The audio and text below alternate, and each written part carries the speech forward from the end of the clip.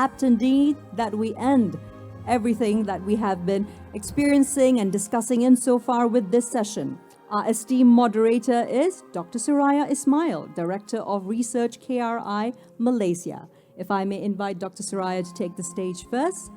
Dr. Suraya has authored and co-authored book-length policy reports, published chapters in academic books and journals, provided policy briefs for governments at home and abroad, and is actively involved in collaborative work with agencies such as the Asian Coalition for Housing Rights, ACHR, UN Habitat, the Aga Khan Trust for Culture, AKTC, and Fundación Metropoli. She also sits on the advisory board of the LSE's Salisbury Hawk Southeast Asia Centre, SEAC, United Kingdom. May I now also please invite our esteemed discussants to join Dr. Suraya on stage, and if they would so kindly be seated as we see their order appear on the poster forum at the back. Beginning with Dr. Ye Junjia, Associate Professor in Geography at Nanyang Technological University, NTU, Singapore. We also have Bryan Lim, Head of Healthcare and Head of Dana Impak, Khazanah Nasional Berhad, KNB, Malaysia. Hawati Abdul Hamid, Deputy Director of Research, KRI, Malaysia. And rounding off this amazing panel, we have Datuk Abdul Rasheed Ghaffour, Deputy Governor, Bank Negara, Malaysia, BNM, Malaysia. Ladies and gentlemen, this session will focus on legacy issues surrounding Malaysia's socio-economic futures. Low wages, low productivity, heavy reliance on foreign workers. What are some specific countermeasures available? Is this a case of more returns to capital and labor?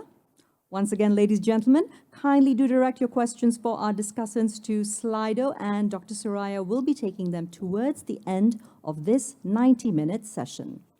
Dr. Suraya, back to you. The stage is all yours. Thank you again, Tamina. Thank you very much, and I would like to thank my esteemed guests, speakers for having time to spend this last session with us. Some have come all the way from Penang just to be with you, Bryan. Thank you very much. Some just came back from Auckland. Thank you, Datuk. And some came from Singapore, and of course, our own Howard. So thank you very much for spending, taking the time to spend time with us. I think from the first day, if I may recap, from the first day of our futures discussion, we talk about the global, some sort of a global picture from global value chain, who would be our friends in terms of the supply value chain, global value chain. After that, we look into economic growth and situate it in the urban futures. At the same time, we look into what are the institutions or what is the role of government in ensuring that growth, urbanization, and other futures that we want would be sustainable and inclusive. This morning, we had digital futures, the new trends, and I think we'll come to really, after doing all that, what is the impact on our citizens? What are the things, after doing all that, growth trajectories, what is the socio-economic futures for our Malaysians, future Malaysians and the current Malaysians, of course. I know there was a question on why do we then peg it to just wages. If we want to talk about many things, of course, it'll be a 3-hour session. So I don't think people want to go there. However, we do think, as part of KRI's opinion, is that wages is one of the ways in which we can then function better in society. It's called compensation for us, to some of us in the institute, where you are compensated for the work that you do. So it has a different connotation, because language is very powerful, to what salaries and wages mean. It's compensation. So the context is there are low wages, low productivity, heavy reliance on foreign workers. What are the specific countermeasures that could be done? I would like just to give a baseline of Malaysia before I invite our distinguished panelists to give their views, 15 minutes each on the first session, and then we'll discuss more and we'll take questions from the floor. Nitya did a paper with the team in KRI, the Returns to Malaysia Labour Part 1, Wage Growth and Inequality from 1995 to 2019. Those findings are as follows. The Malaysian labour market, in the absence of institutional or policy interventions, such as the minimum wage, exhibits a generally suppressed and broadly regressive, i.e. lower growth for low-wage workers, wage growth pattern. The minimum wage, the second finding, the most important policy intervention in the labour market in the period under study, has an effective force for boosting the wage growth of low-wage workers. However, workers, which is the third point, in the middle of the distribution have experienced low wage growth relative to low and high, the bottom and the top, low and high wage earners, and are getting left behind. The middle are being squeezed. So the minimum wage effect is largely restricted to lower portions of the wage distribution. If I may then bring this to Dr. Junjia, more on your research, because here we are sometimes saying this is the problem, race to the bottom, as some of the other panelists have explained, and that, this heavy reliance on foreign workers is not great. But more on your research looking at migrant enclaves as important social and economic spaces, because we are thinking about collaboration with ASEAN, the ASEAN market. Could you please, Doctor? Thank you.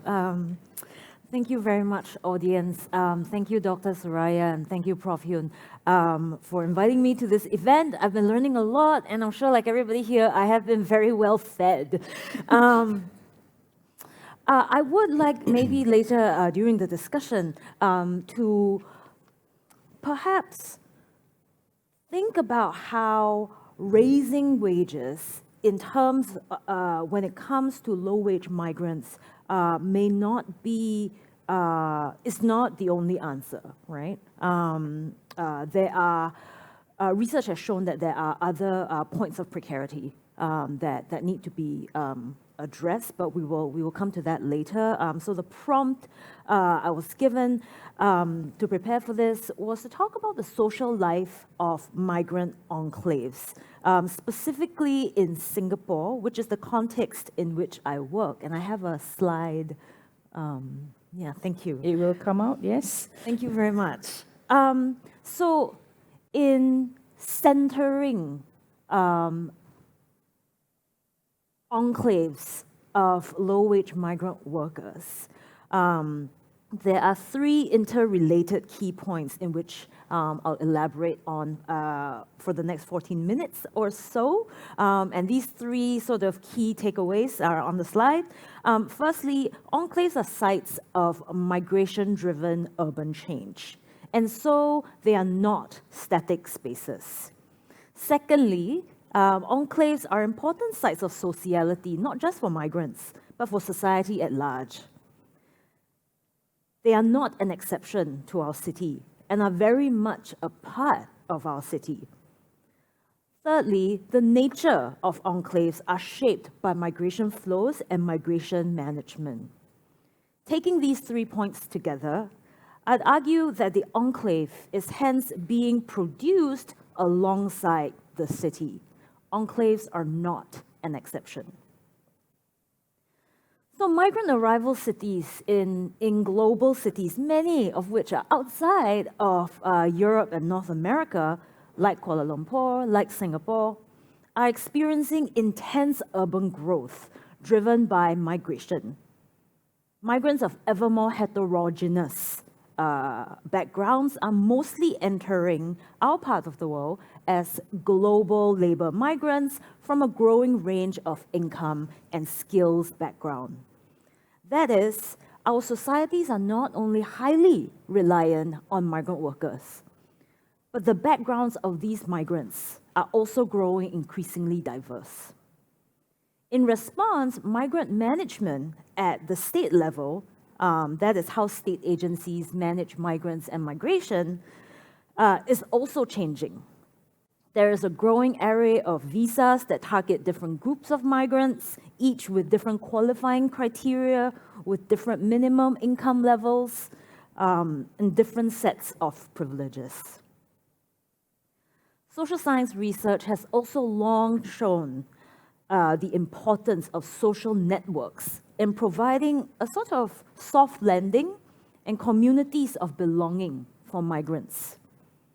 These networks can connect migrants to their co-ethnic, co-nationals in the arrival city, but they also connect these migrants to back home, hence playing the role of facilitating these transnational lives of migrants. Like for many of us in this room, who have had to live away for different reasons, connecting to co-migrant networks when we are away allows us to build community. And social networks can develop and flourish in specific sites. Indeed, the process and the nature of arriving is not only social, but it's also deeply spatial. What these sites are, what they look like and feel like can vary across cities. Recent research on arrival infrastructures in European cities foregrounds the vital importance of civic and social infrastructure in creating conducive conditions for diverse communities to flourish and thrive. And that last part of the sentence I took from the introduction that Dr. Suraya wrote in the report on spatial inequalities that I picked up during lunch break. Although, of course, there's some difference with the Singaporean context, I think what research that's developed out of European cities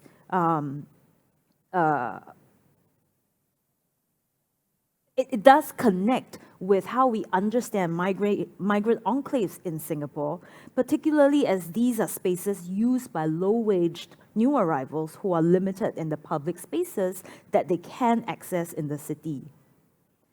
These are spaces where migrants encounter one another. These spaces, therefore, can also become sites of possibilities where migrants pause, renew themselves before re-entering their work week. There is a history to understanding this current wave of migration. As a post-colonial city-state, Singapore has always had to deal with difference. During colonial times, race was the predominant mode of sorting difference across the Malay archipelago.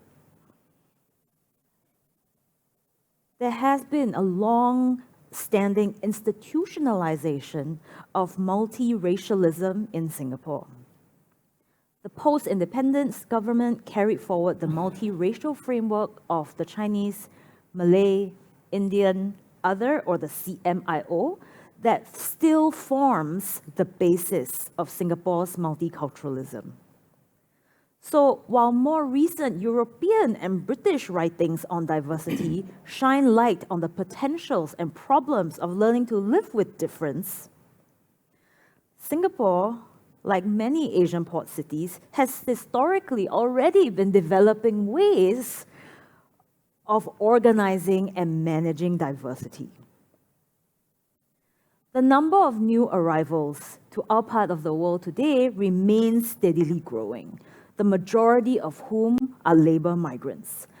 Most new arrivals to Singapore, like in many other Asian cities, are not meant to be integrated or naturalized the way they might be in Western Europe or North America. Arrival in our part of the world is marked by transience. It is within this context that I situate migration and enclaves today. Although Malaysia remains a traditional labor source for Singapore, women on the work permit in Singapore are also from China, the Philippines, Indonesia, Myanmar, Thailand, and they work in a range of service sector work in nail and hair salons, factory floors, food and beverage services, and janitorial services. About 1 in 5 Singaporean families also hire live-in foreign domestic workers. This ratio has been steadily increasing in the last 5 years and will continue to grow given the aging population and the falling birth rate. Singaporeans are quite rubbish at reproducing ourselves. Similar to domestic workers in Hong Kong, arrival spaces for these female labour migrants are therefore not only visible in public spaces like enclaves that you just saw on the slide, but they're also within the private spaces of Singaporean life. The majority of men on the work permit are from Bangladesh, from China, and India, and they are employed in construction and shipyard work. More than 300,000 of these men live in large-scale, purpose-built, privately operated, highly securitized dormitories that are located around the periphery of the country. These dorms are often equipped with amenities such as communal kitchens, laundry and bathrooms, supermarkets, barber shops, basketball courts, gymnasiums, and ATMs. 12 to 20 men share a bedroom. This has continued even after COVID. There is closed-circuit television surveillance throughout the dorm, while entryways are closely regulated by security guards and digitized resident cards. To live in these spaces is also to live apart from other Singaporean residents. This is similar to other urban Southeast Asian areas such as Batam and Bangkok. A substantial number of workers also live in school and in factory and school converted dormitories and housing development board flats amongst Singaporeans. But part of the realities and intricacies of living and making a living in the city is to use public spaces for leisure.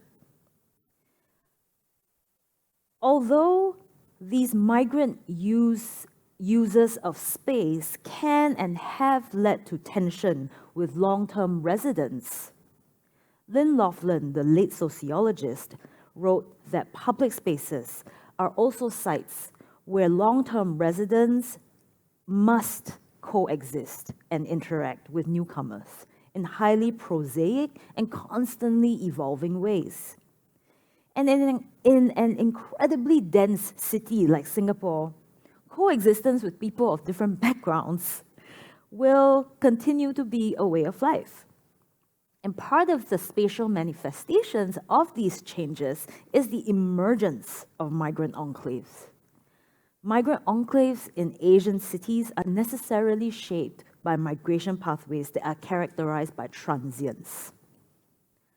Although enclaves are not necessarily bounded spaces, in the Singaporean context, there are distinctive sites that have emerged as migrant enclaves. And because of the ways in which these low-wage migrants are incorporated into Singapore, there is a rhythm to migrant enclaves. They usually emerge and become much more lively during the weekend when most of them have their days off. This again departs from traditional literature on migrant enclaves, which has privileged permanent migrants who settle in their receiving society. And various social scientists have written about these sites in Singapore. Lucky Plaza and Orchard Road is popular with workers from the Philippines, the Golden Mile complex being Singapore's little Thailand. Incidentally, Golden Mile complex has just closed. Little India, which is especially popular with South Asian migrant men, and more recently, a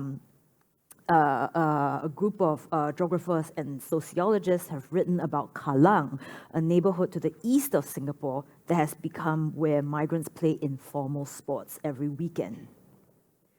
Geylang, which is a neighborhood also towards the east of Singapore that was designated by the state as a quote-unquote vice zone where sex work could legally operate, is also changing as new mainland Chinese migrants move in.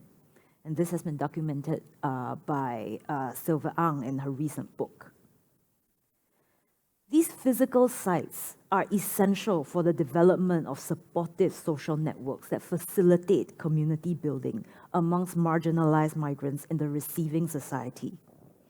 In one of my current projects, I have been writing about City Plaza, the place you see on the site, as a key social site for Indonesian domestic workers.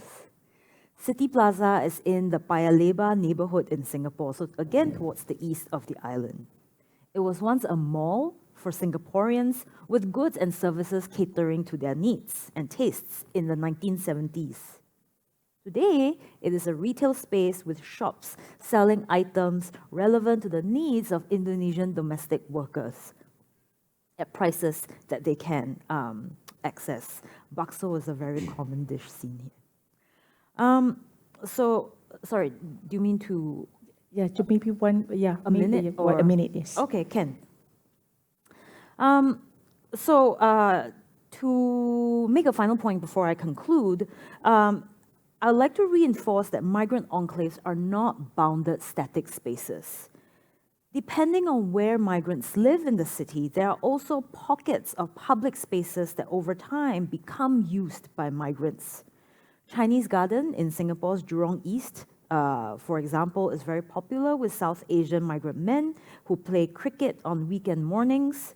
Spaces near MRT stations outside of shopping malls can also become satellite enclaves of sorts.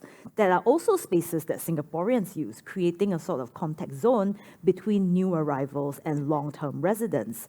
Again, this can come with tension, but nevertheless, this sort of encounter will continue to be the way of life, and this is part of the changing texture of living in diversifying cities. To conclude, urban futures will be diverse futures. Based on much of the data that social science is generating, this will be true not only in our part of the world, but in many of the world's cities of varying sizes. These will be futures where we will have to continue coexisting with new arrivals of different backgrounds. The processes of change that I have mentioned here, of urbanization, of migration, of demographic and spatial change, of so-called futuring, exceed Malaysia and Singapore. They exceed Southeast Asia and are indeed global processes that are unfolding in many places. For better or for worse, migrants to Western cities are also increasingly being brought in as transient seasonal workers. Perhaps understanding the incorporation of new arrivals in Malaysia and Singapore could be a lens through which to see and understand the incorporation of migrants in other cities as we work towards diverse urban futures that are not only more heterogeneous, but also more just and more empathetic. Thank you. Thank you, Dr. Junjia. It's very interesting that we are saying that even with being transient in nature, where the tenure is more precarious, this is something that we can even take care of, whereby this is an enclave that could be done, and that some Western countries are following this. It's a very interesting take on new approach to how we are thinking here, but this is very interesting that the transient can be seen as non-precarious because they have the enclaves, and this is something that we can provide a different living experience. Thank you. I will come back to that because we will look into the nature of non-transient. But never mind. Let's go to Bryan, who is Executive Director of Khazanah Nasional Berhad, and more on Khazanah's Dana impact on trying to quote-unquote build for the future. What are the issues or opportunities? Could we get more returns to labor? Do we need foreign labor to help us grow? And if that growth is concentrated in major cities only, and would we have that overspill to the spatial, which is urban futures, where we have policies in growth, but then we would have the socio-economic future would be a city that has different types of people, and we have, as city management, manage that and manage the economic future as well. Over to you, Bryan. Great. Thank you, Dr. Suraya. Good afternoon, everyone. If I could, I'll just spend a couple of minutes just to introduce myself and my background, because I think I feel quite random in this room on this panel. I'm not an economist by training. I'm not a researcher. I've spent most of my career in investments, over 20 years. And in investments, in layman's term, that's about making money, really. It's about, trying to use capital to create more capital, right? For those who may not be from Malaysia and may not be familiar, Khazanah, we are the Sovereign Investment Fund of Malaysia. So we are tasked with, of course, investing to safeguard and create value from our national assets, but also over time to invest overseas, to invest in new sectors, all in the purpose of really building our country's wealth. So I actually joined Khazanah about, I'd say, 18 years ago, and I actually spent 13 years in China. So as I entered the room earlier, it's great. Professor Nenkua was just talking a lot about US and China, and I'd say that China is just communist by name. A lot of their policies and a lot of their practices is really not very communist at all these days. And I'd say that a lot of my sharing today will be quite anecdotal and from my own experience. When I joined Khazanah in 2005, and then 3 years later, 2008, I was tasked to send to China to set up our first foreign office there in Beijing. And I'd say that, and then I was there for 13 years. I just came back in 2021.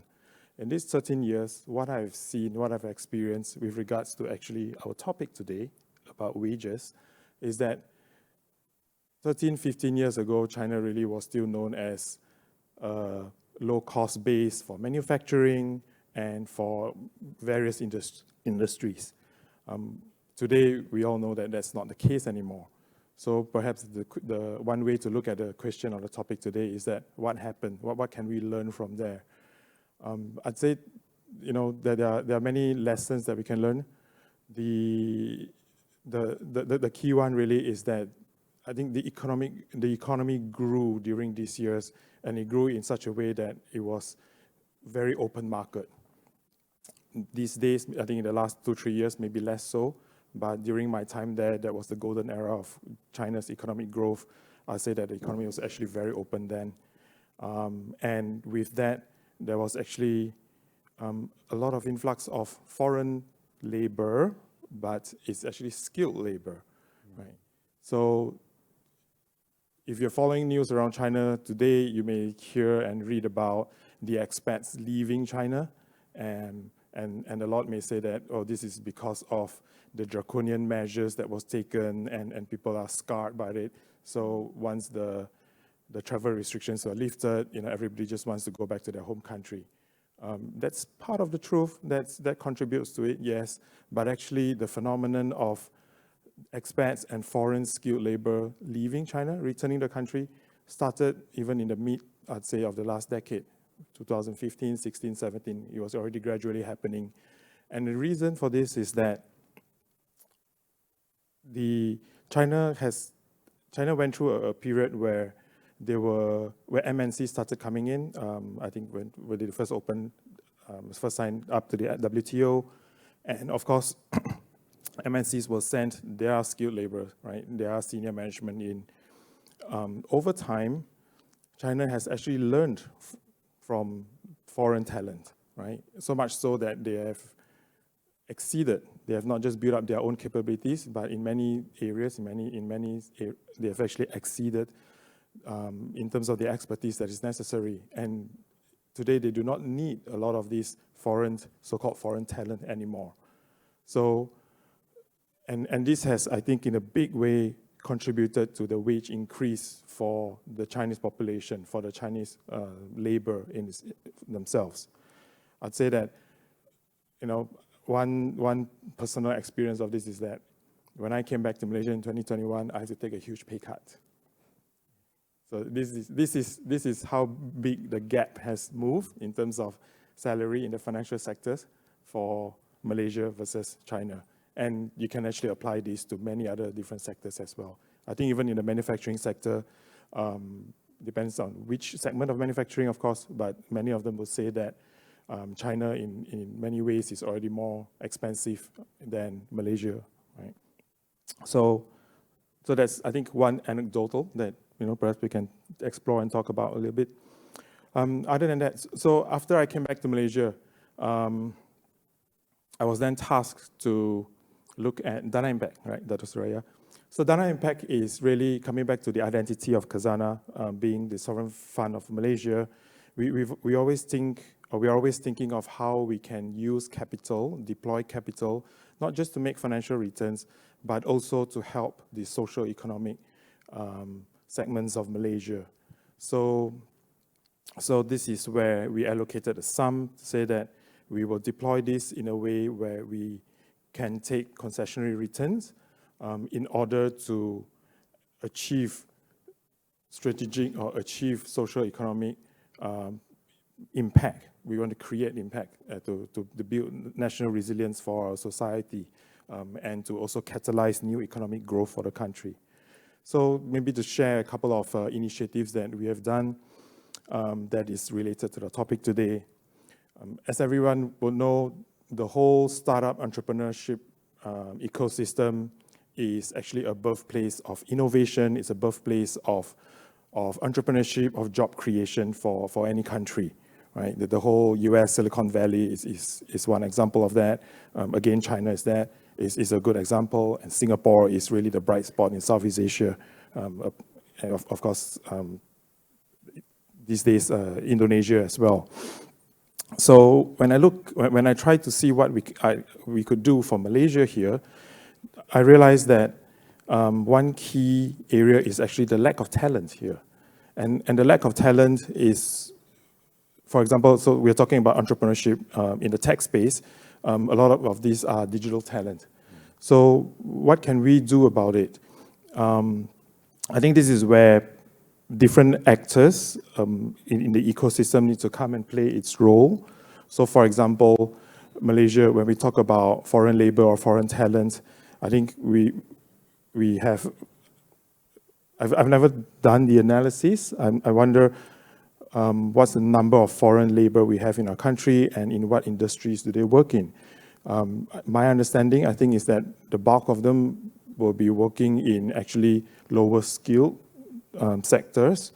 But why is this the case? Especially when I look at the startup ecosystem, when the startups here, the entrepreneurs here with great innovative ideas, they are crying out for talent. They are crying out for talent, but they are not able to get foreign talent, whether it's coders or whether it's someone who used to be chief marketing officer of an internet company, business development for new internet companies. They seem to be struggling to get work permits, right? So if we are talking about foreign talent, foreign labor, why are we only doing this for the lower skilled segments? But do we have a plan, a strategy to actually attract for the higher skilled segment? And again, using China as experience, over time, if the government has a plan, then we can actually gradually reduce the reliance even on the skilled talent and build up our own capabilities, our own capacity for our local talent as well. So then this relates then to the next initiative that Dana Impak is doing, which is what we call Future Malaysia Skills. So we are trying to upskill our local people, right? Upskill Malaysians. I think end of the day, wages is related to skills and talent and is related to education. So of course, the root of this issue is really our education, and I think that's a separate topic that maybe that will take another few hours just on its own, with very difficult solutions as well. So for Dana Impak, we were just focusing on school leavers, right? I think the K-12 is another topic altogether.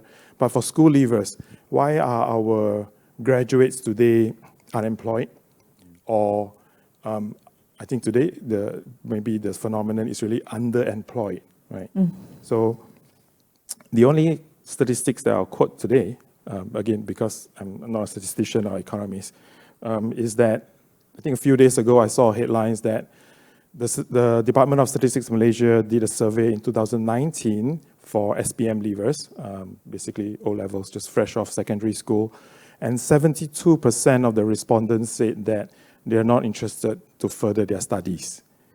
3 reasons were given. The first one is the availability of the gig economy. So you could actually just, you have a car, you have a motorbike, you can deliver food, you can go around ferrying people, and you can make a decent living, right? And kudos to the internet companies that created this platform economy for that. But there are unintended consequences and repercussions for talent. Then there were two other reasons. One is, I think, they want to be social media KOLs. And yeah, that's not just an in thing. Actually, you can make a lot of money from that as well, right? And I think the third reason is that they believe that just furthering their studies will not be able to guarantee them better income. So if we just use this very practical feedback from the survey as discussion points around our topic today, what can we do about it? Again, the gig economy is great because it provides an opportunity, but we need to do something about the unintended consequences here, right? Which is that graduates or school leavers are not interested to further their studies and education, and as a result of that, they will not be able to get higher wages, right, over time. So what can we do about it? What Dana Impak is trying to do here is that we're trying to work together with, we call private-public philanthropy partnership, right? We're trying to work with education institutions, whether it's universities, whether it's TVET institutes, and also with the industry players. I think we need the industry players to come in to say that if you're able to train your graduates who are skilled for what I need, I will guarantee that I will take them on board. And the industry players need to also show that for these positions that we're going to hire, this is the career progression, right? Over the next 3 years, 5 years, 10 years. And with this career progression, this is how much your salary could increase. So we need the private sector to come in. We need, I think, the government on the public side to facilitate it with the right policies, and to break the chain around the gig economy is that we need the philanthropists to come in, because whilst it's great that the philanthropists sponsor students to go to LSE, right, to Nanyang or a lot of top universities in Singapore, but what about just providing stipends to students so that they can stop delivering food for 12 or 18 months and upgrade themselves so that they can have a better future, right? So this is something that we're trying to work on. And then perhaps the government can come in with matching grants as well on that. So, my belief is that end of the day, wages is tied to education, is tied to skills, and that is something that we should try to crack. You mentioned cities versus rural areas as well. I think it depends. So for Dana Impak, I think what we're trying to do here is really case by case. A lot of it depends on the initiative, right? So if you're talking about the tech sector, obviously a lot of that will still be will be focused on the large cities.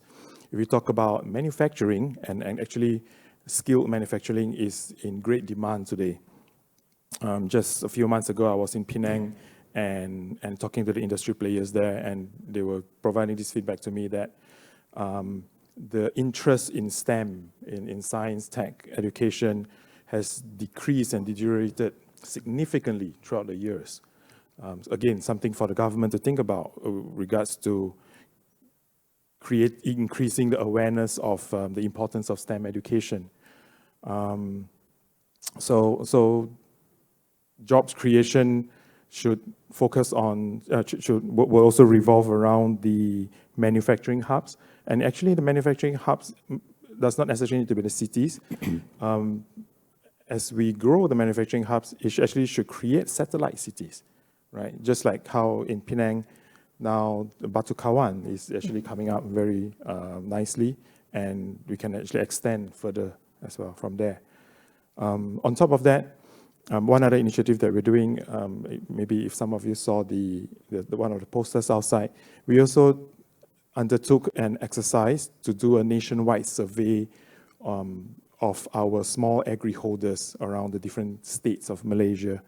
So this is where we think that it's actually important to, we were trying to understand what are the pain points of the small agri holders, where they are.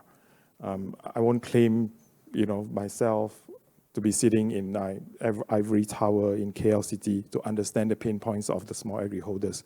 So we were trying to do that, and with that, we will undertake new initiatives to help them. And a lot of that actually revolves around skilling again.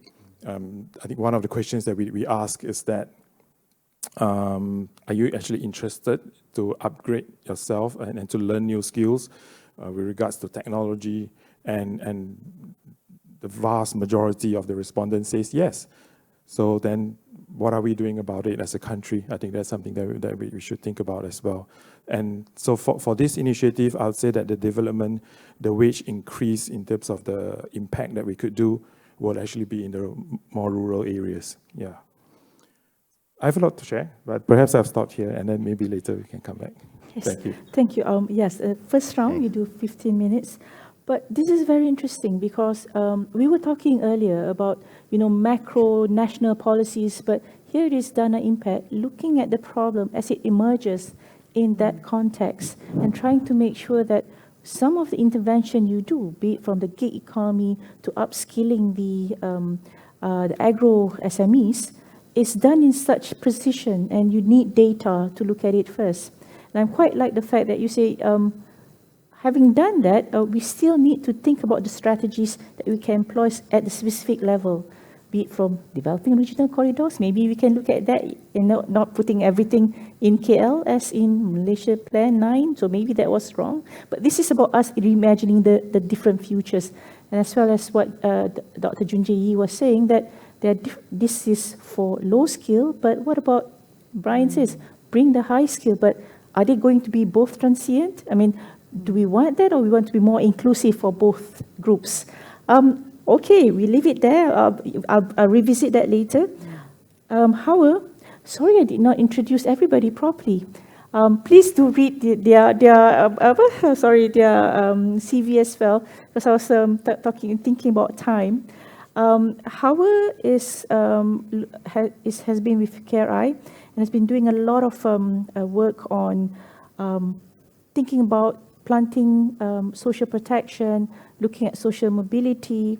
So, Howard, my question to you, though we are speaking of the future, but some of the seeds for the future is now, and those seeds are not so great.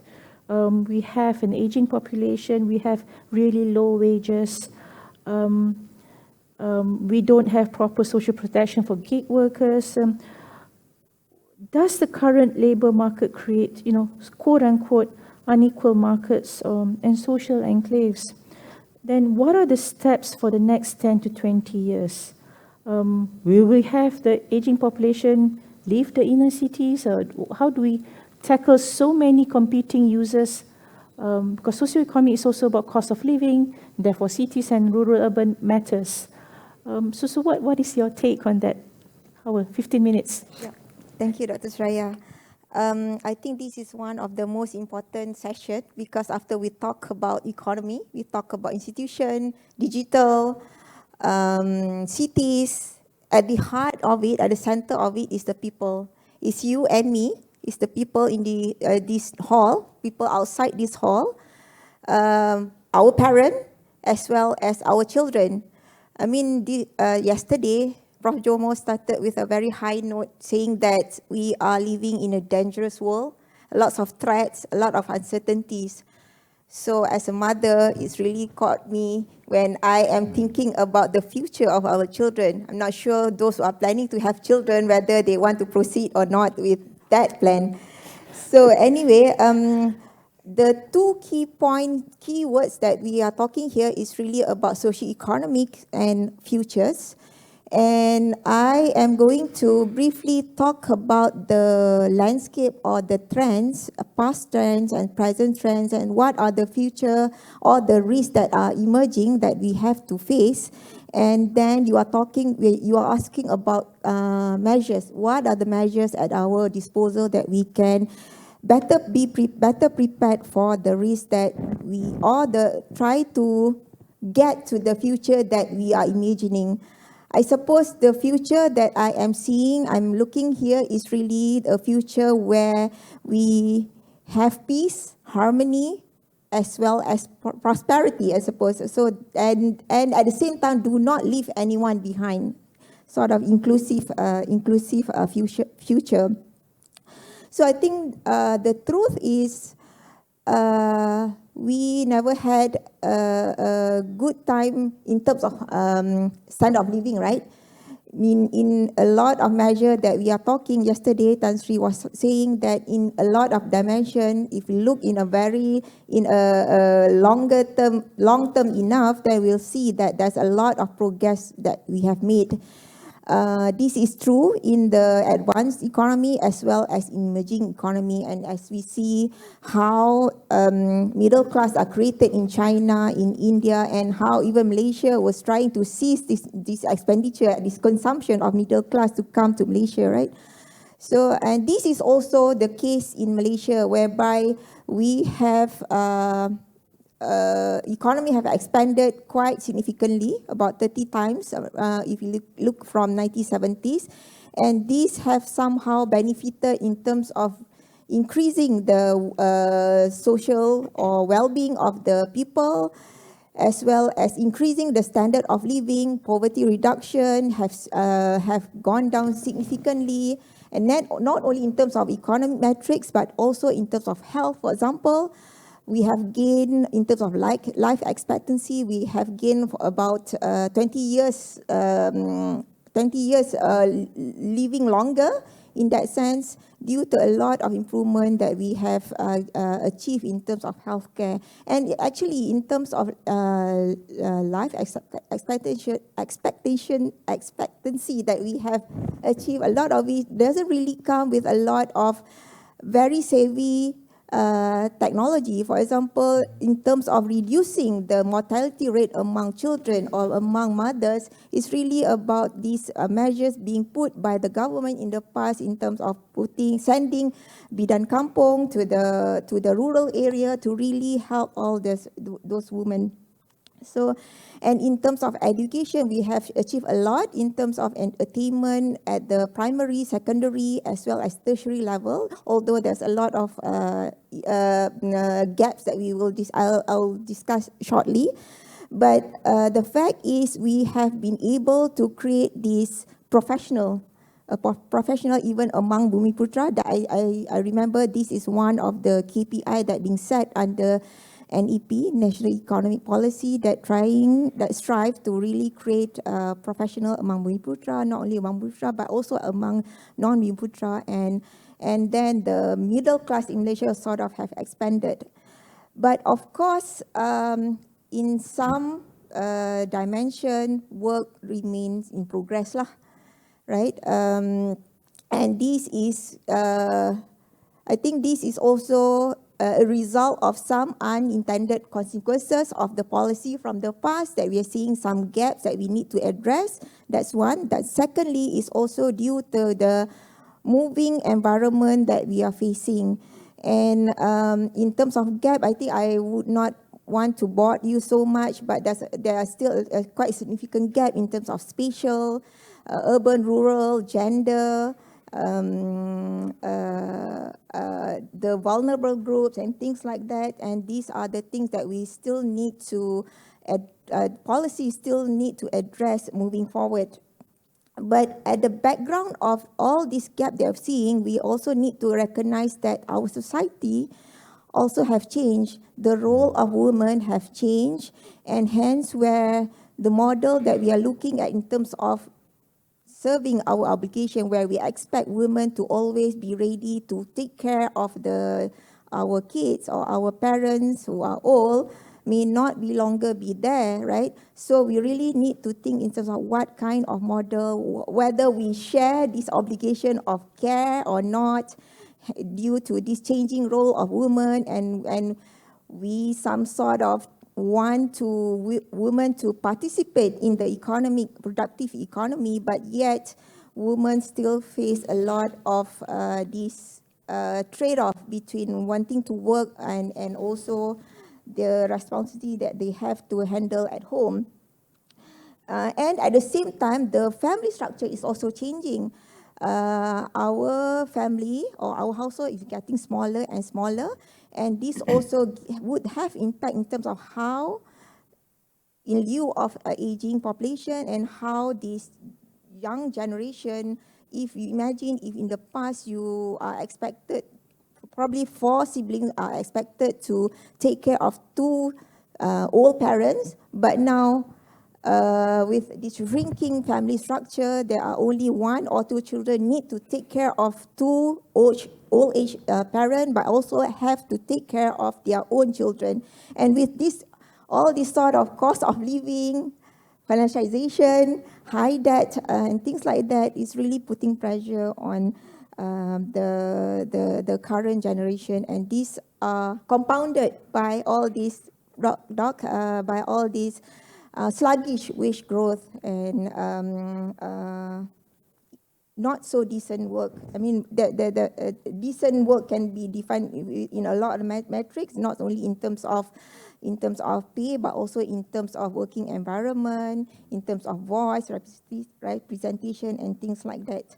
So, and then when I joined KERA in 2016, I started to realize there's a lot of gap, and at that point of time, it's also coincide with a lot of anger that I see, not only among our citizens, but also among global citizens, where we, as Prof. Danny mentioned just now, we have a lot more polarization in terms of culture, labor strikes, and climate strike, and things like that.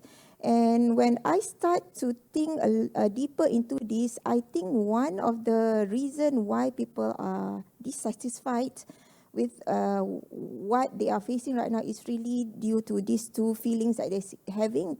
One is growing insecurity, whereby probably people might have work, but they would not know how much they can work, or how long they can work, and when they will lose their job.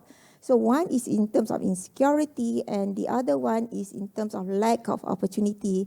So these are 2 areas I thought that I want to drive the discussion in terms of what are the 2 sets of measures that we can try to get ourselves better in addressing all this gap that we are seeing. But just another point that I want to make, in addition to the present gaps that we are seeing right now, there are at least 3 another trends or mega trends that they are coming to us. One is, of course, climate change, and Xiaolong have talked about the strategy between mitigation adaptation that we have to really think through. The second one is, as you rightly mentioned, about aging. And the problem with, the more serious issue of aging in Malaysia is really that we are aging. One is it is happening at a rapid pace, and second, we are aging before we get rich. So that is even more serious for Malaysia. We getting old before we get rich. And thirdly is in terms of how technology is disrupting work and disrupting some of the institutions that we have worked hard to build. For example, in terms of putting social protection that lies within this formal arrangement of having relationship between worker and employers and things like that.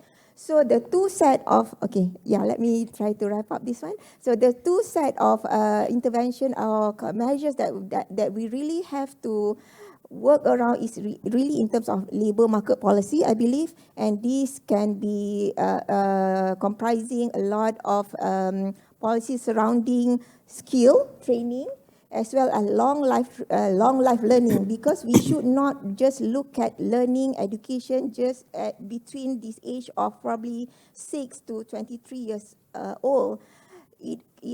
As we are living longer and disruption are getting more frequent, and things are moving very fast, some of the skill can become obsolete very fast. Hence why this notion of long life learning is something that we have to start to embrace, not only among younger workers, but also among older workers, because they are going to live longer. And probably right now we are not so much under pressure that there is this debates whether if we allow older person to work longer, whether it will take the opportunity of younger workers.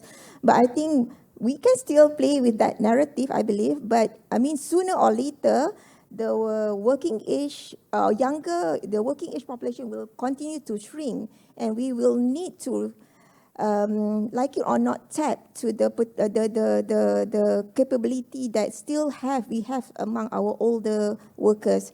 So it's really about this. I believe it's really about skill and long life learning, and other active labour market policy could be around matching, career counselling among youth and things like that. And the other aspect is really in terms of what my colleague have been working on, is really in terms of how government can play a lot more active role to facilitate in terms of wage setting, minimum wage, and he has shown empirical evidence and how these have helped to increase the wages. And also in terms of representation and voice and wage bargaining between workers, employers, and workers and employers. Thank you. Thank you, Howard. So you've mentioned government. So who else to speak about that? So Datuk Rasheed, thank you. We'll come back to this, but Datuk Rasheed is the Deputy Governor of Bank Negara and is responsible for the overall development of the Malaysian financial sector, banking, insurance, and payments development functions, as well as Islamic banking and Ghaffour development. So, Datuk Rasheed, thank you for being with us. Now, on whether, so my question to you, and if you want to reply to any of the questions here by other panelists, or comments, sorry, on whether higher returns to labour can be achieved with our current growth trajectory.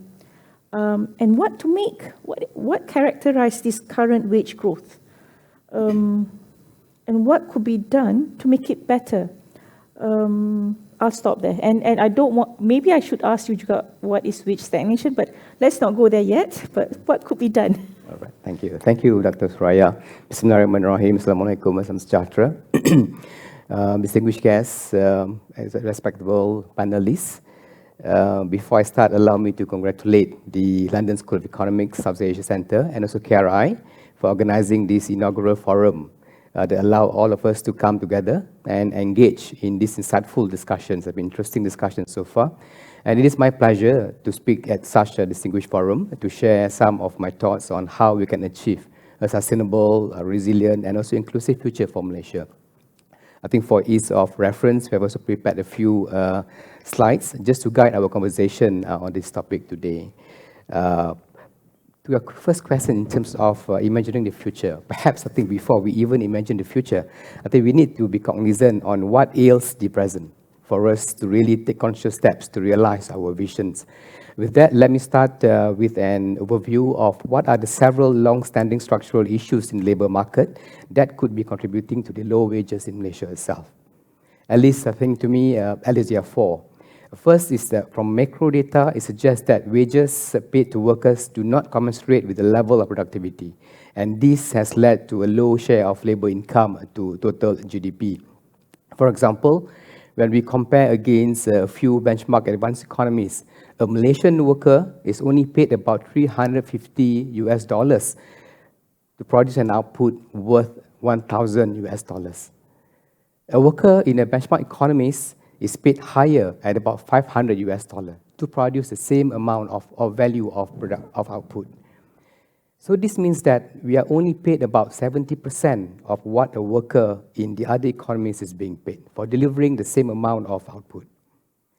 If we look at recent developments, it has also not been forthcoming as well.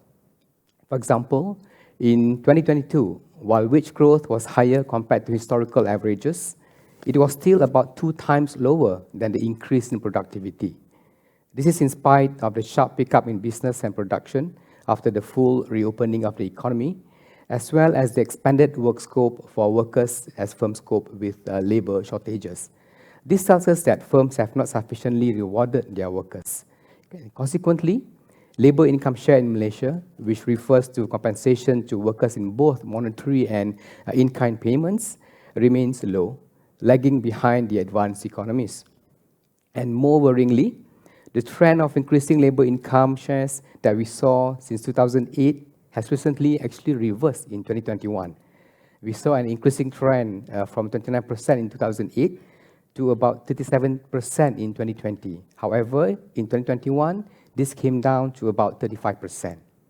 Second, the heavy reliance on low-skilled and low-wage foreign workers also poses several adverse implications on Malaysia's labor market.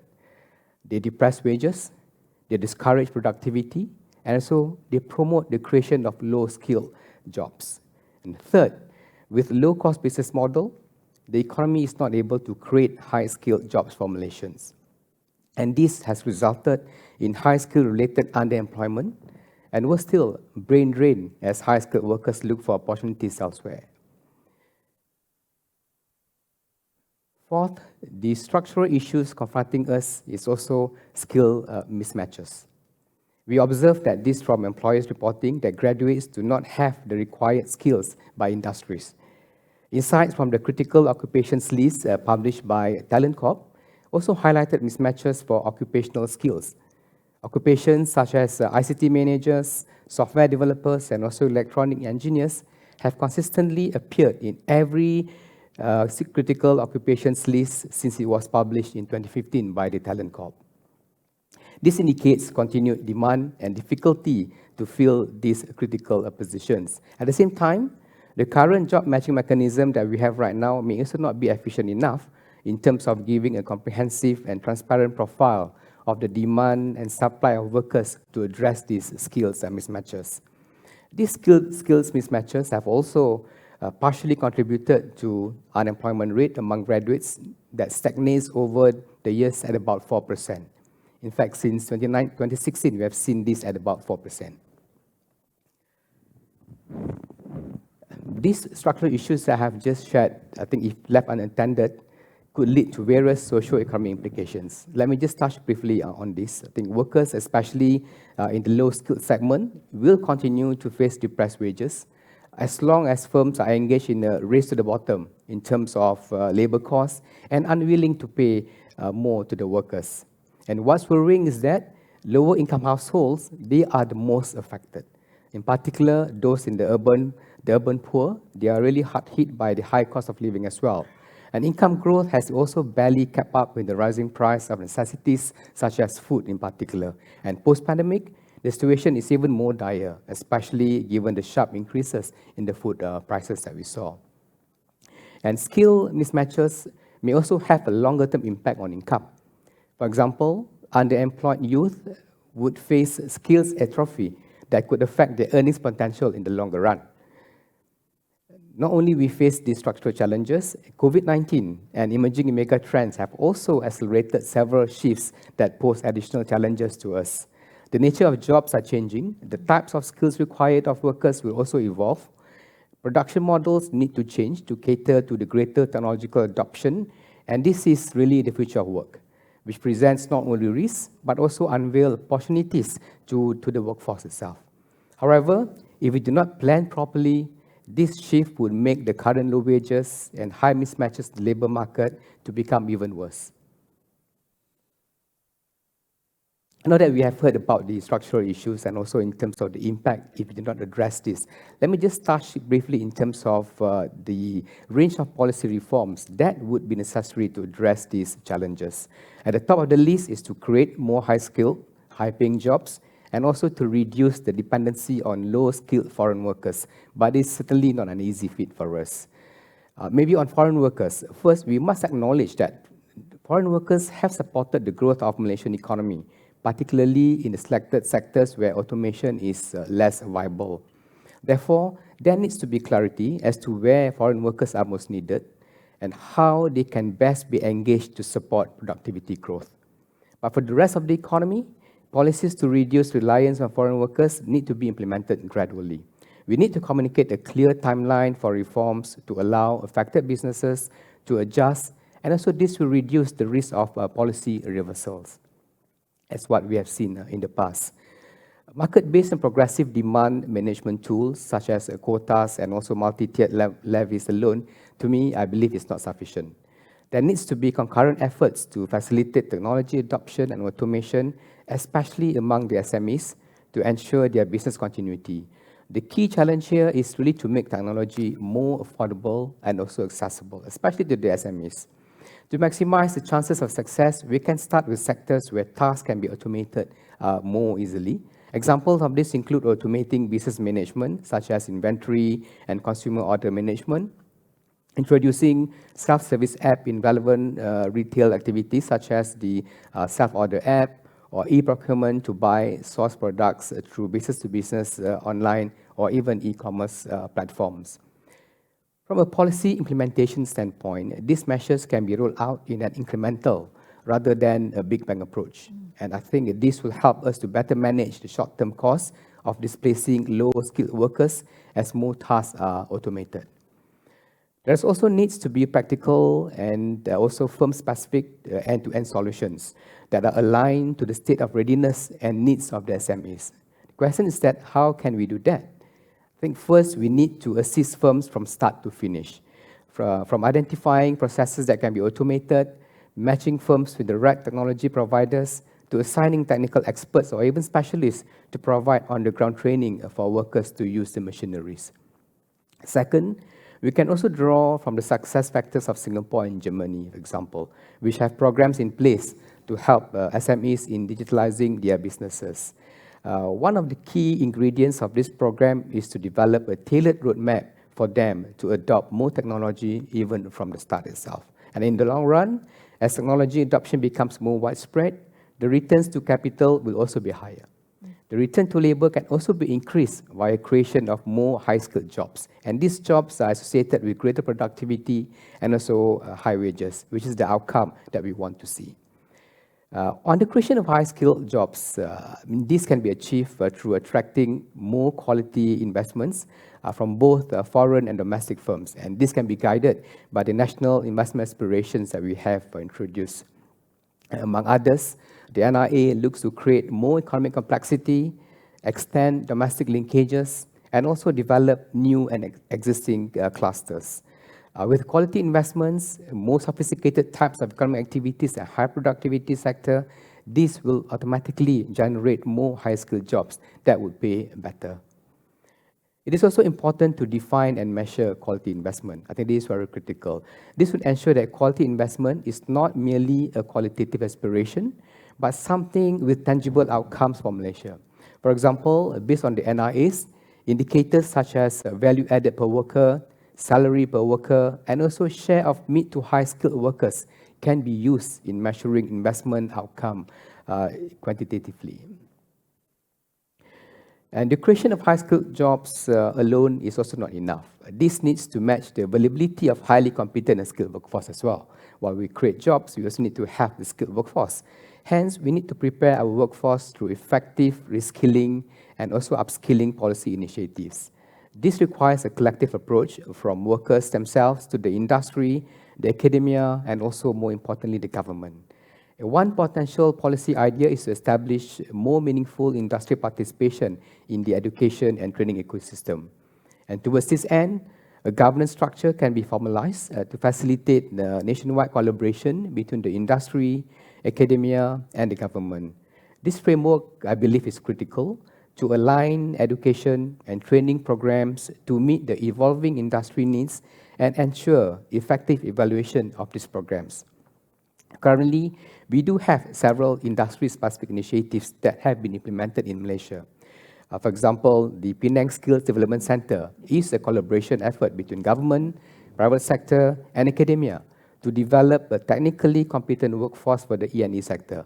In this example, the industry plays an active role in the tripartite model in terms of curriculum design, education, and also provision of training. Another example is the Collaborative Research in Engineering, Science and Technology, or CREST, which is also a collaborative platform involving the industry, academia, and the government that promotes market-driven R&D and talent development in the E&E sector.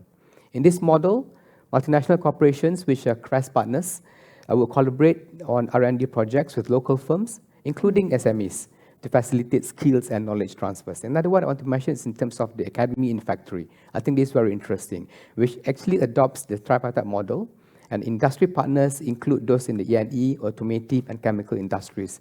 And this collaborative effort aims to bridge the gap between academic learning and industry training, where participants in this program will be able to gain practical training in the real-world factory setting. At the same time, I believe we should also be a bit more data-driven in terms of future-proofing the training ecosystem. For example, we could really leverage on the insights gained from the critical occupations list. Specifically, the government could explore mandating approved courses that are recommended for active labor market policies to encourage shifts towards high-skilled jobs in industries that are of strategic interest in national development, which are identified in the critical occupations list. We could also utilize analysis from advanced economists on emerging skills demand and jobs, which could be useful in several aspects. For example, to anticipate what are possible future disruptions in the labor market in Malaysia, and also to design appropriate training to limit the adverse impact and maximize from the opportunities presented by the disruptions itself. Finally, while we undertake initiatives to prepare a future-ready, high-skilled workforce, we must also not lose sight of the more vulnerable groups. I think Puan Hamid touched on this a little bit just now. I think in addition to providing adequate protection for these groups, measures also need to be in place to promote labor and also upward social mobility. To start, I believe we should consolidate the current fragmented social safety net program to ensure efficient use of resources. For example, in the medium term or in the immediate term, we can embark on consolidation of the existing cash assistance programs. And this goes hand in hand with the consolidation of the social protection database, which are currently managed by different ministries. In addition, we could also explore integrating conditionalities to all the assistance program. This will help to ensure graduation and also promote labor and also upward social mobility via the active labor market policies.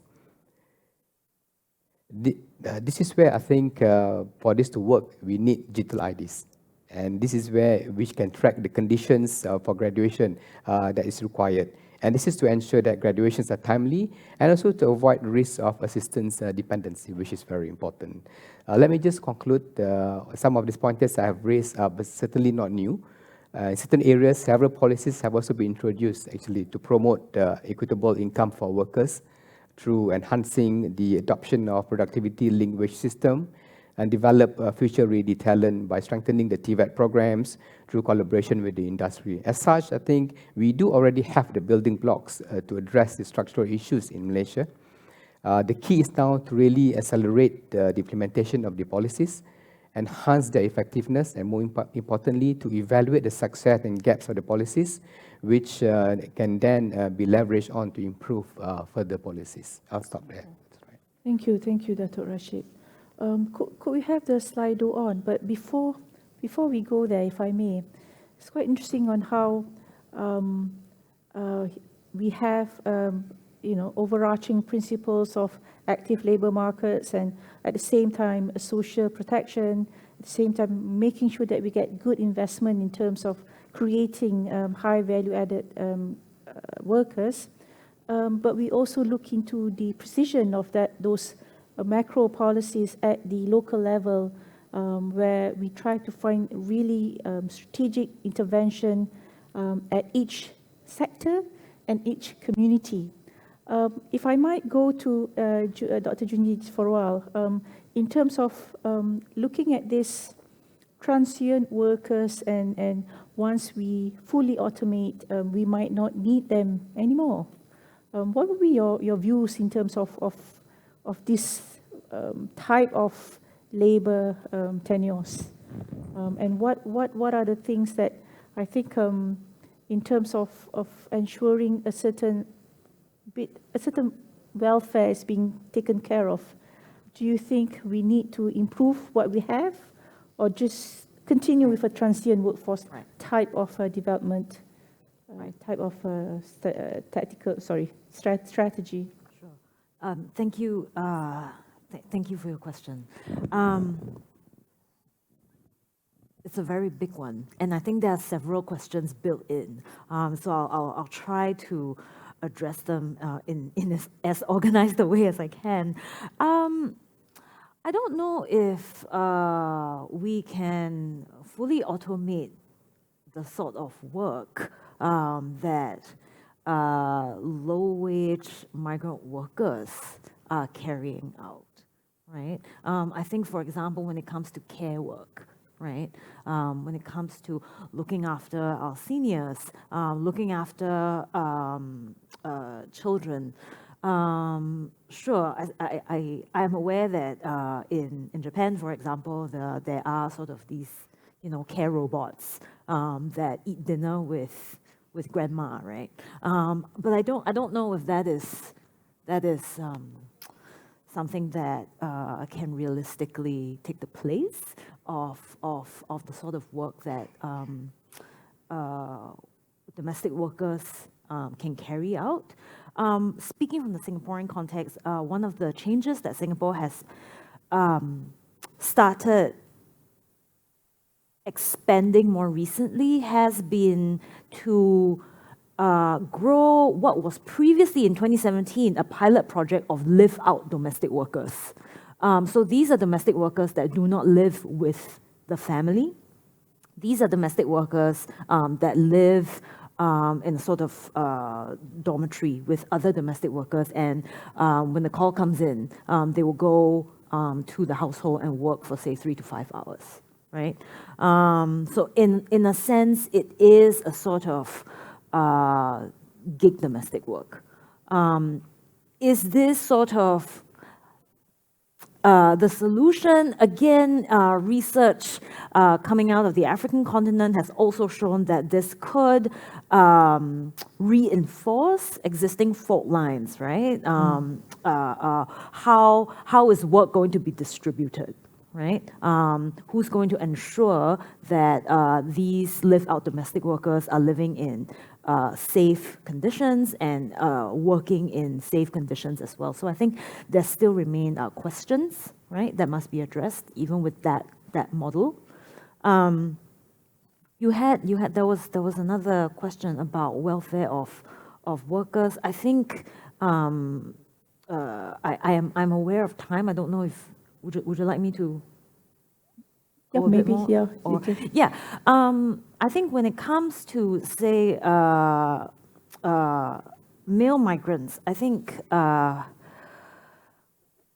if anything, COVID-19 has revealed, again, these fault lines, right? That the fact that migrant worker dormitories were really became these grounds where the virus was transmitted rapidly is not because of the workers themselves, right? But it's very much because of conditions that were already in place before the pandemic that put these workers at risk. So they are not the risk, they are at risk, right? And I think there was a lot of, if I can be candid, I think during the peak of the pandemic, the volume was really turned up in terms of how the state would look after these workers, right? Still paying them their basic salary. Great. However, I think what that narrative obscures is the fact that these are workers who are especially vulnerable to the virus precisely because Of the living conditions. policies Yes. and the ways in which they are structurally, they have been structurally incorporated into these living spaces. Thank you, Dr. Junji. Yes, I think we had the similar problem in Malaysia, and it's not just foreign labor workers, but also our low people in poverty. So I think this is also one of the reasons why the increment of wages. This is very important, and I do understand that not all industry could be automated. I think that was quite clear from some of the discussion here, but the pace of it and to then see it in such a way that it does not deprive those who are actually working in that sphere, and then to them transition, as Datuk Rasheed was saying, that transition is important. We have something in between. And if Bryan could continue a bit on what you were saying just now, which is, so we have problems at the bottom, what we call the unskilled workers, but we also have difficulties in ensuring that those who have the middling or higher end talent comes into the country to help our development. And that this was the experience you have had in China, and when China did have their own talent, you got kicked out. But that was a good thing in a way for that country. So how do you think we can comment? Can you comment on that?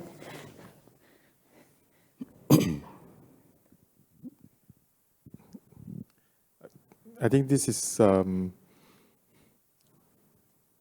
where the right government agencies will have to understand and appreciate the context of the issue. I'm not sure actually whether there has been a coordinated conversation between, again, the right agencies with the industry players, and to actually help the government understand that whilst there may be some concerns or risks from their side, but there may be ways that we can actually mitigate those risks. But there are actually a lot of benefit, especially in the medium and long term, right? That the country can benefit from there, right? Yeah, I mean, Dr. Rasheed did mention as well in his presentation about the lack of, I think he was quoting Talent Corp, right? Saying that the lack of the software engineers and even the electrical engineers, and these policies are now actually it's a bottleneck to our economic growth. Yes. Yeah. Yeah. If I thank you, Bryan. If I may then bring it to Howard a bit before we go for Slido. Can we have like maybe 15 minutes for Slido? I know it's only 10 minutes. I'm sure a lot of people will ask questions. But Howard, this the thing that you spoke of, which is the feeling that people have, because yes, this is not just about wages and salaries and growth of the country, but the insecurities that people feel, that and the challenges that they feel. And by looking into active labor markets and looking in social protection, what are the other things you might think that could help in this conversation or narrative to have some optimism for the future? Sorry. So I still believe that work is a bigger part of everyone's life, and hence why I will still try to pull this towards work, and the work have to be decent. I mean, we can define what decent work is. I mean, whether subjective, objective, but I think people need to feel that they are empowered. People want to live in dignity and want to be independent, and that's one point. The other one, we also need people to be empowered, because we also expect them to also contribute back to the society, right? In terms of taxation, for example, in terms of how they can play their role in the society, not only in the working setting but also in the society. So I still believe that the labor market policy, and to a larger extent, education policy need to be really think of and in terms of how we want to maneuver and try to address a lot of the mismatches that we are talking just now, where the firms are saying that they do not have the talent, but yet our university are producing a lot of graduates, yet at the same time, a lot of complaint being made on this graduate that they don't have, the lack of interpersonal skill, a lack of analytical skill and critical thinking. I think this is the basic skills that a lot of complaints being made on our graduate. In addition to other technical skills, which I think in terms of technical skill, it is a bit easier to tackle. So beyond just letting people try to survive on their own by working, and if they can, I mean, there's a lot of people who cannot work as well. And this is where the society or the social contracts between people in the society need to come in. And this is where I think the policies surrounding social protection needs to come in.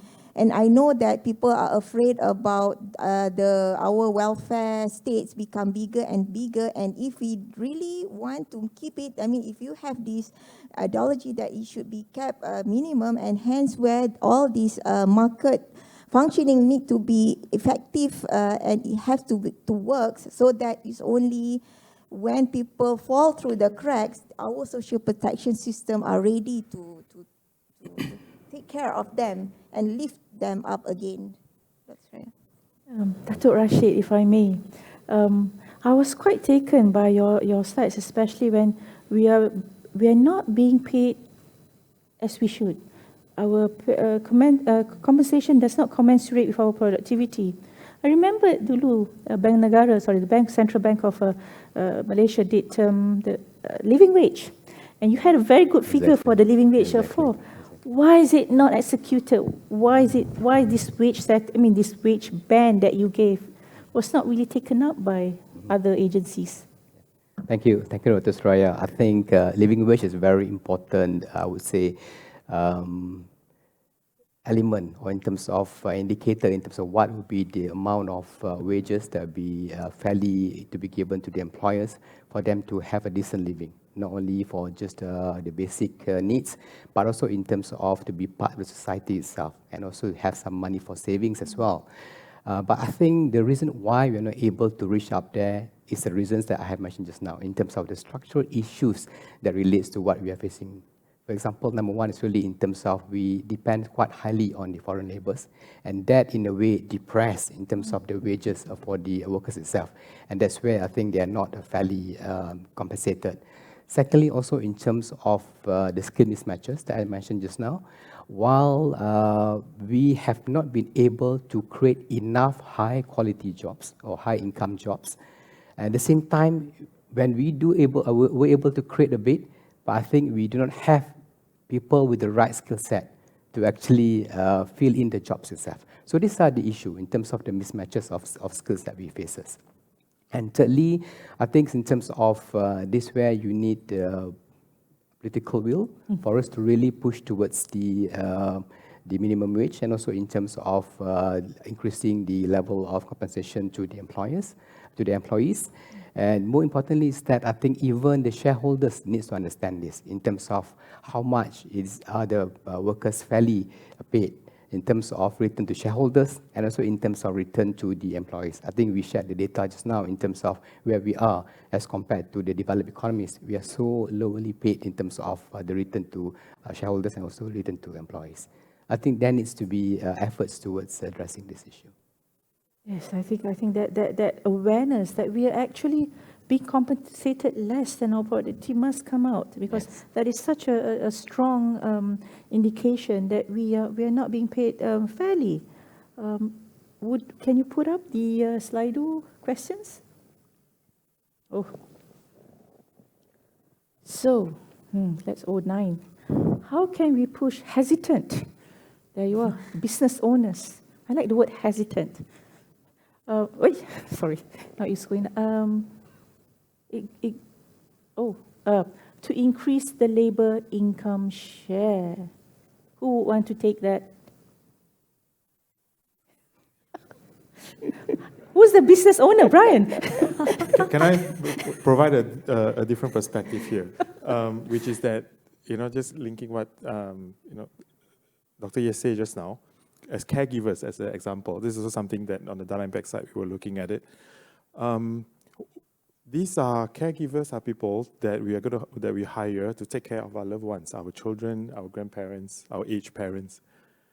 Why are we paying them low wages, right? I was looking also at projects where to prepare the Malaysian society for aged society, and we need good aged care facilities.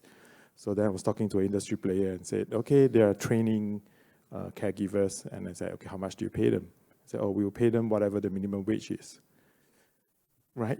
So there needs to be a change in mindset. But it's, at the end of the day though, this is the consumers who's going to pay for it. So the consumers ourselves, whilst now today we are talking about, yes, the workforce, the labor, they should be paid higher, it will come back to us. It will come back to bite our disposable income. So there's no good solution around it. The whole economy, the whole ecosystem needs to be upgraded. But we will start with higher wages first. I'm for it. So, yeah. How can we persuade high-skilled workers to come back to Malaysia to contribute when they can be faced with a pay cut, like as experienced by Bryan? There you are, Bryan, you again. Very popular today. I came back because my boss asked me to, and actually because I have aged parents as well, and it was time to come back, right? I mean, in a free labor market, in the free world, you can't force them, you can't persuade them other than using softer factors. Malaysia has the best food in the world, so come home. Wow. Very good. Now, because there's another one for Bryan, I'm going to leave Bryan sekejap so that he can take a breather. But that first question about why are firm owners so hesitant, I like the word, it's very polite, so hesitant to just give good wages? Maybe I can just try, perhaps maybe two reasons to that as well. Number one is that we have easy access to cheap labor. That could be one reason. I think why pay more when you can pay a lower wage to the people. Secondly is that in terms of, I think maybe they're also not getting the right skill set for what they're looking for, and they're not willing to pay the amount of money they're supposed to be paying actually. That could be the two reasons as well. Maybe if I can just add, I think we need to recognize that the firm in Malaysia, a lot of them are SMEs. And so I'm not trying to cite firms or workers, but I think when it comes to wages, there'll be a lot of pushback from the employers saying that they themselves are not making profit. And they are micro enterprises, they are small and medium enterprises. It's only companies like MNC, Khazanah can pay high income. But the thing is, I think in these regards, probably they need to be this tripartite arrangement between workers, employers, firms, as well as the government to come as a middle person to really navigate the discussion between the workers and the employers. But also I have to highlight that a lot of our workers are not part of union. So in terms of their voice representation, probably we need to work a little bit more in terms of strengthening the voice of the workers so that when they come to the table to negotiate and with the government in the middle, so the discussion can be a lot more balanced. Dr. Junjia, if you want to add anything for this, I suppose what my thoughts, I think, relate to what Datuk said earlier on as well. I agree with you that I think migration needs to be carefully and thoughtfully managed. I do think, though, that foreign workers themselves do not depress wages, right? Their wages are themselves depressed. It is policy that has led to these wage depressions that impact not only foreign workers, but also Malaysian workers, right? So I think that's how I'll respond to the conversation that's going on, but also the earlier point that the Datuk made. Yeah, and Word, I agree with you. Looking after family members is healthcare, is childcare, right? And it is problematic when it is outsourced to domestic workers who are, from what I know, they are also themselves really struggling with looking after, in particular, seniors in the household because of miscommunication or, yeah. Thank you. Let's go and see this. Maybe we just have time for maybe 2 more questions before 5. How can the education institution be reimagined as producing better skilled workers, but to be launchpad models for enterprise tax to startup market? Or traditional me would say education institutions should be for people to be educated and be citizens, good citizens of the country, but maybe this is quite interesting as well. So any takers for this? I think perhaps maybe if I can just mention 2 points. Number one is that in terms of they can be reimagined by producing better skilled workers. I think if they really collaborate with the industry itself, in terms of identifying what are the needs of the industry and producing the right skill set that is required by the industry. I think that's number one. I think secondly is that having programs where you can also promote entrepreneurship within the students itself, so that will broaden in terms of the choice that they have upon graduation. And another one, the model that we have seen working is that really, for example, like having practical kind of like experience during your education itself. And this can be done by delivering like action learning kind of programs in the universities itself. And this is very important. And this is where you can collaborate with the industry to provide opportunities for this to happen. I think it's quite interesting because in my before life, I was a professional quantity surveyor, and we actually had this one term where we had to go out and really learn the basic skills of a professional quantity surveyor. And then we come back and then deepen that knowledge. I mean, yeah, that would be something, but that's done for professional practices, I think, all aboard. And maybe this can be a model for other skills. Last one, youth may not want to invest in tertiary education, yes, because of the lack of high-skilled, high-paying jobs. And then they go being Grab drivers, yes. How can we encourage employers to offer high-skilled jobs? Do we have high-skilled jobs? We have a bit, but maybe not enough for how many thousands of graduates we have a year? 250,000, right? So yes, any takers for this? This is a very tough question. So, any takers for this? I think if I can just mention one point. I think we really need to move away from the low-skill business model that we have right now. So I think that's where I think if we move to the high quality kind of like I think jobs that we create, and investment is very important in this, attracting the right kind of investment that can create high quality jobs, and that's where I think high income will come naturally. Yes. Okay, because I'm biased to question number 4.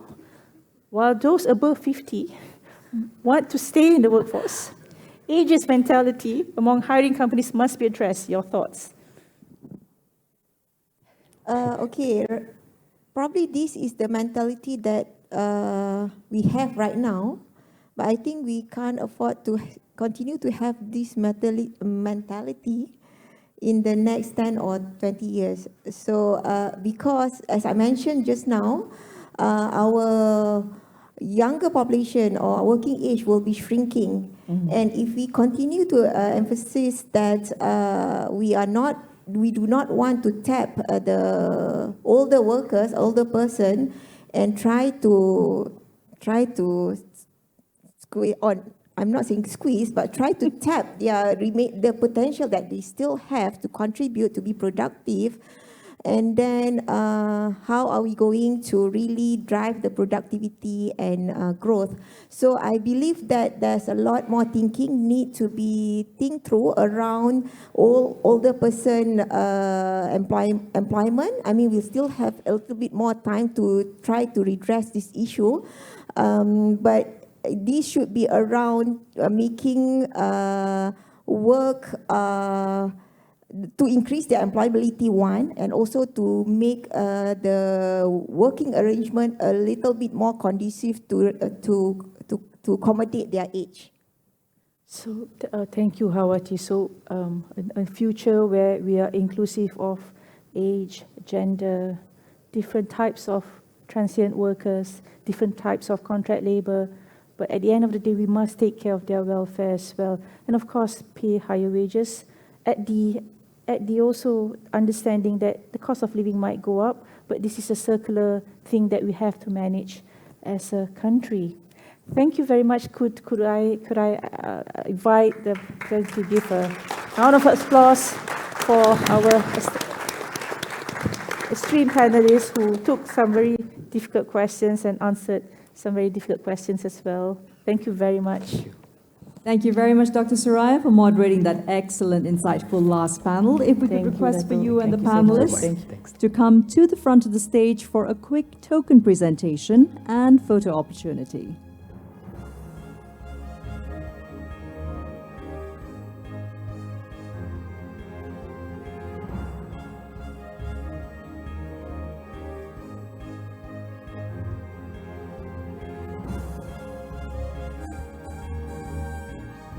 Ladies and gentlemen, our last panel of the day, Session 5's panelists for Socio-Economic Futures, Dr. Ye Junjia,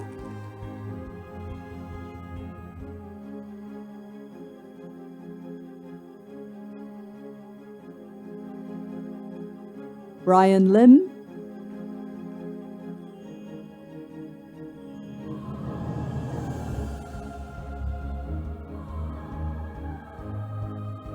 Hawati Abdul Hamid,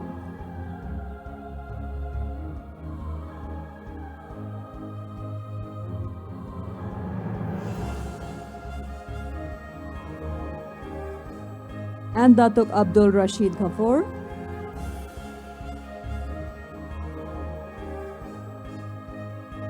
Can I request for a quick group picture with all panelists as well as our moderator, Dr. Suraya, towards the front? All in a row, please. Thank you.